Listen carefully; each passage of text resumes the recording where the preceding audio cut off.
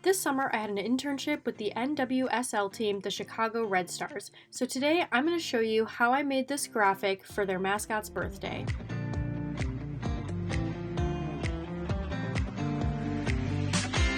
I start by looking through the pre-approved branded assets by the team. This includes textures, logos, fonts, and backgrounds. Now I'll walk you through everything I did. I started off with a blank 16:9 file in Photoshop and added a background. Then I decided to make the background blue to match the team colors. You can achieve this by going to the lower panel and selecting solid color. It'll then give you an automatic color and you can change it to whatever you want. Now that we have our background texture, I added a photo that I took on top. And now we're really going to bring down the opacity so that the textured layer is showing underneath. Then I just added a paint splatter on top of these things because the Red Stars use this a lot in their branding. After that, of course, I finally had to add a photo of the mascot, Supernova.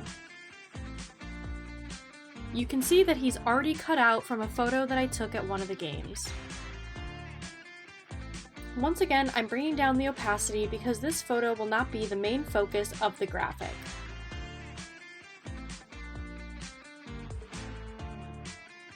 After that, I used a fog brush to soften up the edges of the graphic. Since Supernova's name has to do with space, I wanted it to look like he was coming out of a black hole.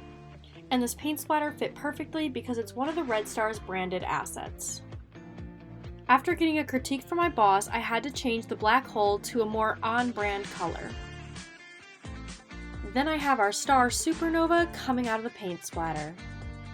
Similar to the other photo of him, you can see that I already cut it out by using a mask layer. Next, I used my paintbrush to add a background for some text. This one was in the shape of a light. And now for our text. I used this font because it was one of the pre-approved assets by the Red Stars. And last but certainly not least, I had the Red Stars logo in the bottom corner.